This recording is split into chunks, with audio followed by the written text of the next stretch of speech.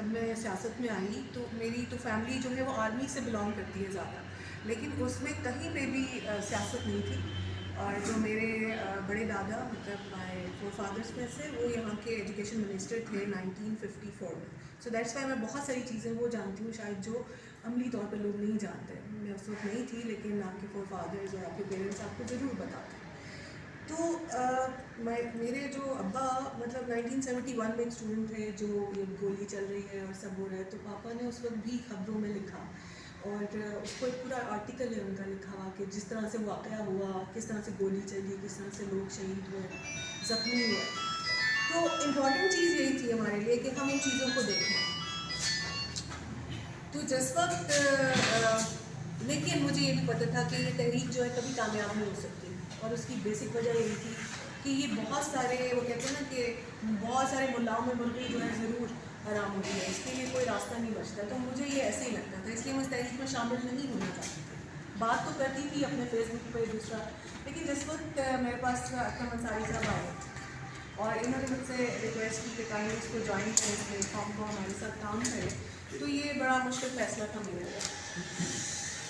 मैंने कहा कि अकरम साहब मैं इसको ज्वाइन तो मैं कर लूँ, लेकिन मैं समझती हूँ कि उससे पहले मैं बहुत सारी चीज़ों को रिसर्च करूँगी, देखूँगी कि मैं इस काबिल हूँ कि मैं इसको जो है वो इख्तियार करूँ। तो इसके लिए मैंने फिर इसको पूरी इसकी हिस्ट्री पढ़ी और मेरी मदद ज़्यादातर अकरम अंसारी साहब ने की, क्योंकि मेरे पास बहुत रिकॉर्ड है, क्योंकि ये काम कर रहे हैं वाकई 1971 से। तो इसके अंदर जो बहुत सारे ऐसे लोग थे जो इस सिर्फ तहरीक का फ़ायदा उठा रहे थे, काम की बजाय सिर्फ फ़ायदा उठा रहे थे, मैंने उन सारे लोगों की छांटी की।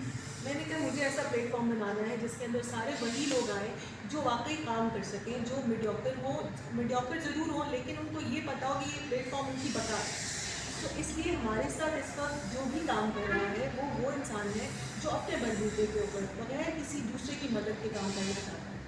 क्योंकि आप समझते हैं कि मिडिल क्लास से ज़्यादा एक चीज़ इंपॉर्टेंट है, वो जिसको आप पैसा कह रहे थे कि आप कह रहे थे कि जी जहाँ पे हम आते हैं मुतवसत तबके में, तो पैसा बड़ा मैटर करता है इसमें। लेकिन उस मुतवसत तबके को ख़राब करने वाले वो लोग होते हैं जो पैसा डाल रहे होते हैं और कह रहे होते हैं ना। तो मैंने उसकी बुनियाद ऐसे ख़त्म की कि मैंने अपने घर में ही एक ऑफिस तैयार कर दिया, जो हमारा तहरीक बहावलपुर का जो है बाकायदा तौर पर एक ऑफिस है और उसके अंदर हर कोई वेलकम है। हमने टाइमिंग रखी हुई है, उसमें सब आते हैं और वो कोई मतलब पेड नहीं है, किसी के ऊपर बर्डन नहीं है। तो पहला जो काम मुझे लगा मैंने ये किया इस तहरीक के साथ है।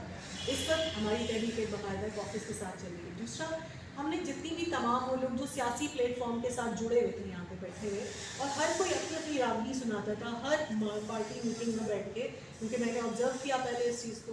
तो मैंने उन सारे लोगों को दूर किया कि जो अपनी अपनी पार्टी का राग अपनाते हैं, खड़े हो जाते हैं और ये कहते हैं कि हमारी जमात ये कहती है, मेरा तारुफ ये, तो बहावलपुर वहीं दब जाता है। तो हम अब ऐसे लोगों की जमात, अब खैर अभी आपका सेकंड क्वेश्चन जो अब आपने किया कि हम ऐसा क्यों नहीं कर सकते एक मुश्तरका प्लेटफॉर्म बनाएं, तो इसके लिए हमने कोशिश शुरू की। इसमें ये सारे लोग शामिल हैं जो आपके सामने बैठे हैं।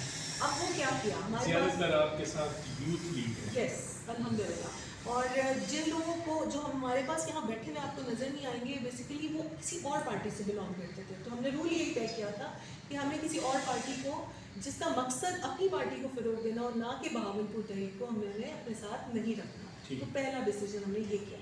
फिर हमने जो सेकेंड वन ये था कि अब हमने क्या करना है, तो हमने एक ऐसा प्लेटफॉर्म जो है बनाया, अल्हम्दुलिल्लाह इंशाल्लाह आपको बहुत जल्द देखेंगे और हम यहीं पे लोगों को बुलाएंगे आपके पास, जिसमें ख़ास तौर पे हमारे साथ जो हैं किसान बोर्ड के जो सदर हैं जाम साहब, ठीक है, लार साहब, अच्छा उनका हमारे साथ बड़ा जो है सपोर्टिव रोल रहा है। हमने बाकायदा तौर पर उनसे 6 मीटिंग्स की बैठ के अपने ही ऑफिस में, और हमने उनसे ये रिक्वेस्ट की कि बराए मेहरबानी मतलब आप हमारे साथ शामिल, क्योंकि पहले आपको अपनी स्ट्रेंथ बढ़ानी थी ना, आप कोई एहतजाज करते हैं या फिर कोई बात सामने लाना चाहते हैं तो आपको अपनी स्ट्रेंथ शो करनी है। तो उन्होंने कहा मैम आप काइंडली जो भी करना चाहते हैं हम आपके साथ खड़े हैं। तो ये वो और हमारा कोई पार्टी प्लेटफॉर्म आपके साथ नहीं होगा, मतलब बेशक वो किसी और पार्टी से है लेकिन वो बगैर पार्टी के हमारे साथ शामिल हुए। तो फिर हमने एक ऐसा प्लेटफॉर्म तैयार किया, हमने हर किसी को मैसेजेस भेजे जो पार्टीज़ थी, हम चाहते थे कि उनके नुमाइंदे हमारे साथ शामिल हों और वो एक ऐसा हमारा फोरम तैयार हो, वो फोरम जो आप प्रेशर ग्रुप कहते हैं, जो अपनी पार्टी की बजाय बैठ के सिर्फ सूबे की बात करेगा और उसका एक हम लीडर बना देंगे जो सबको रिप्रेजेंट करेगा।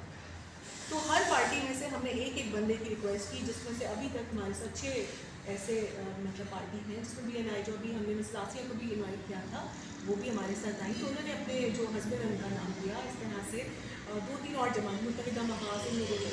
अब वो प्लेटफॉर्म जो है इंशाल्लाह वर्किंग में आ जाएगा और फिर हम बाकायदा तौर पे पहला उसका फैसला हो गया था उस दिन? जी उसी दिन हो गया कि हमने जो रूल्स एंड नॉर्म्स सेट करने थे हमने कर लिए। अब हमारे साथ जो लोग विलिंगली शामिल होना चाहते थे, हम सबको तो फोर्स तो नहीं कर सकते, लेकिन हम चाहते थे कि तमाम पार्टीज जो जो सोच रही हैं वो हमारे साथ आए, बहावलपुर के लिए आए। सिर्फ हमें वो लोग नहीं चाहिए थे। हमने कहा कि हमारे साथ 6 लोग हों लेकिन वो जेन्युइन हो। हम सड़क पर बैठे हैं तो हमारे साथ उस वक्त तक बैठे जब तक हम चाहते हैं। तो सड़क पे आने से पहले फिर तंजीम साजी की तरफ हम निकल पड़े। और आपके सामने अभी तो ये देख लीजिए हमारे साथ ये रजिस्टर बैठे हैं जिस पर नदीम है, और हमने सबसे पहले जो टारगेट वो वाली यूसीज रखी जो शादरा बातुन तरीन कहलाते हैं। तो हमारी तंजीम में जनाब मलिक अरशद साहब हैं, ये बीबी है, नवाज काजी साहब हैं जो फाइनेंस में से है, वो सदर हैं, मलिक अरशद और हबीबुल्लाह भुट्टा साहब जो है वो हमारे साथ मौजूद हैं, लेकिन वो चूँकि प्रैक्टिकल नहीं है, लेकिन वो हमें नाजी साहब हमारे सदर हैं जी। और अकरम अंसारी साहब जो है ये जनरल सेक्रेटरी है हमारे। और न्यूज़ के हवाले से डॉक्टर साहब हमारे पर बड़ा शफकत रखते हैं, जो प्रैक्टिकली जो हम बात करते हैं उसको वो एक मतलब एक फोरम पे लेके आ जाते हैं सामने फ़ौरन। तो इस वक्त हमारे पास जो है इसके अलावा आसिफ साहब हैं जो हमारे साथ काम कर रहे हैं न्यूज़ में। तो ये सारी चीज़ें हैं, इस तरह से हम देख रहे हैं। तो हमने अपनी प्लानिंग जो सेट की है क्योंकि हम इसको वाकई आगे लेके निकलना चाहते हैं। अल्लाह बख्शे डॉक्टर सईद वसीम अख्तर को, उन्होंने इस चीज़ को आगे बढ़ाया।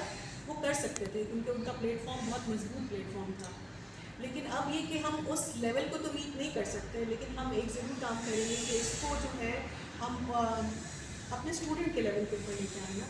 तो हम कुछ प्लान आउट कर रहे हैं, प्रोग्राम्स कर रहे हैं जो हम यूनिवर्सिटी एंड कॉलेजेस में हम चाहेंगे कि हम उन्हें डिलीवर करें और इंफॉर्मेशन दें कि सूबा क्यों ज़रूरी है। क्योंकि अब हम ये बात नहीं करेंगे कि हुकूमत मतलब रियासत बहावलपुर क्या थी, बच्चों को तो ये भी नहीं पता कि सूबा क्यों ज़रूरी है, तो उनसे उनको क्या फ़ायदे हासिल होंगे, किस तरह से वो क्योंकि यूथ आपके साथ होगी तो आप आगे बढ़ सकते हैं। आप बहुत सारे ऐसे काम कर सकते हैं जो शायद आपके दिमाग में हो और यूथ फ़ौरन कर लेती है क्योंकि वो समझती है कि आप उनको फोर्स नहीं करते, लेकिन वो आपको फोर्स कर देती है आगे बढ़ने के लिए। तो ये चीज़ें इन पे हम काम कर रहे हैं। मेरे ख्याल में एक जामी जवाब है क्वेश्चन का। महंगाई के बारे में कुछ नहीं? महंगाई देखें, ये वो चीज़ें जो हम खुद ख़त्म कर सकते हैं। ये वो आप सिंपल आप ये देखिए, मूँगफली सर्दी का मौसम है, मूँगफली सस्ती तरीन चीज़ों में से एक हुआ करती थी, लेकिन इस वक्त जो है वो आप 100 रुपये की लेते हैं, वो आपको एक इतना सा लिफाफा पकड़ा दें। अच्छा, वो उधर से तो उनको उतनी मिल रही है, कोई मेरा नहीं ख्याल है कि कोई इतनी ज़्यादा ज़मीन जो है उसने मुतालबा कर दिया है कि वो अपनी कीमत बढ़ा रही है। तो वाई नॉट, ये जितने भी मुनाफा खोल हैं असल में ये ताजिर ही होते हैं जो ये काम कर रहे हैं, और इन ताजरों को जो है वो लगाम डालना ज़रूरी है। हुकूमत की रेट कहीं पर भी नहीं है, अगर हुकूमत की रेट हो जाए तो फिर आप महंगाई को कंट्रोल कर सकते हैं। और वो आपका जो अमीर है वो अमीर कर है उसको कोई ज़रूरत नहीं है। आप इम्तियाज़ चले जाएँ, बहावलपुर में बैठे हुए बड़े बड़े डिपार्टमेंटल स्टोर्स हैं, आप जहाँ चले जाएँ उनको तो ज़रूरत ही नहीं है ना, वो तो पूछते भी नहीं है। ये तो हम जैसे लोग हैं जो बाहर जाते हैं और पूछते हैं ये भाई ये 40 रुपये की चीज़ तुमने क्यों, ये 40 की नहीं है, ये तो मुझे 20 में चाहिए। ये हम करते हैं क्योंकि हमें पता है पैसे की वैल्यू।